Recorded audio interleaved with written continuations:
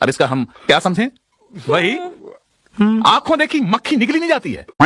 मेरी देश के हर नागरिक से अपील है, जहां संभव हो पेट्रोल डीजल का उपयोग कम करें। आप क्रोनोलॉजी समझ लीजिए।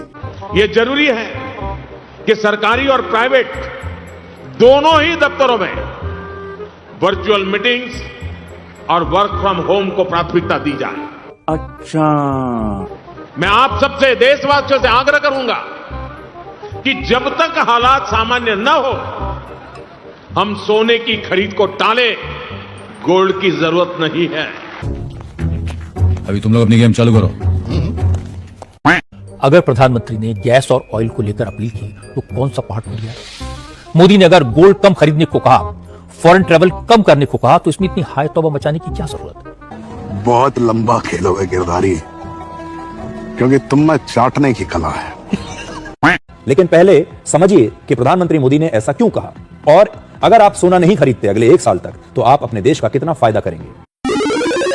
तो आप यह समझ लीजिए कि अगर आपने अगले 1 साल तक भारत ने सोना खरीदना बंद कर दिया और हमने कोई सोना नहीं खरीदा, तो सिर्फ उतने से ही हमारा जो वित्तीय घाटा है वो समाप्त हो जाएगा। भारत सरप्लस में चला जाएगा। हमारी इकोनॉमी को कितना फायदा होगा। अरे चाटना है चाटिए, जितना चाटना है चाट चाट के लाल कर दीजिए।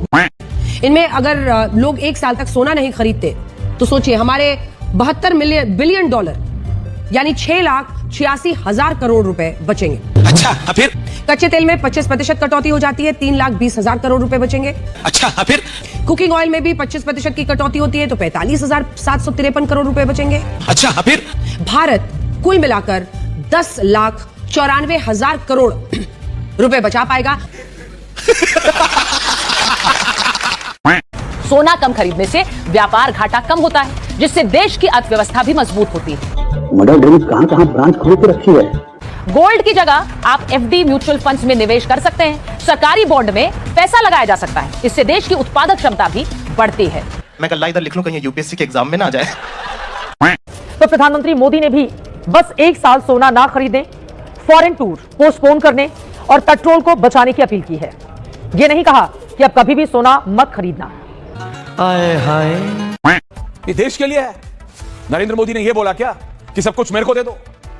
बीजेपी ने यह बोला क्या कि जितने का सोना खरीदते थे वो जाके बीजेपी में दान दे दो? जो समाजवादी पार्टी और आम आदमी पार्टी को नींद नहीं आ रही। हे प्रभु, कौन से सस्ते नशे किया है ये आदमी? दाल रोटी और सब्जी तो हमें खानी है, इससे तो हम अपने आप को साइडलाइन कर नहीं सकते हैं, ये तो होना ही होना है। आइसक्रीम को क्या डेली खाना चाहिए? अरे कहना क्या चाहते हो? I think that is how we understand कि ये लग्जूरियस आइटम है। हाँ, इसको क्या वाकई खरीदना जरूरी है? मतलब पीएम कह रहे हैं कि अगर इसके बगैर काम चला सकते हैं तो हम बहुत सारा बजट अपना बचा सकते हैं दूसरे काम पर। क्या इसे आप ठोस कदम नहीं मानेंगे? हाँ, डरने की जरूरत नहीं है, लेकिन प्रधानमंत्री ने जैसा अलर्ट किया है, सावधान रहने की जरूरत है। हम सबको अब फूक फूक कर कदम रखने की जरूरत है, अपने खर्चों में कटौती करने की जरूरत है। वाह मोदी जी, वाह वाह वाह। ये तस्वीरें दिखाकर क्या साबित करना चाहता है तू? क्या साबित करना चाहता है तू? जान ले लो, जहान ले लो, धर्म ले लो, ईमान ले लो, दुकान ले लो, मकान ले लो, पर चाटो मत। म्यूजिक।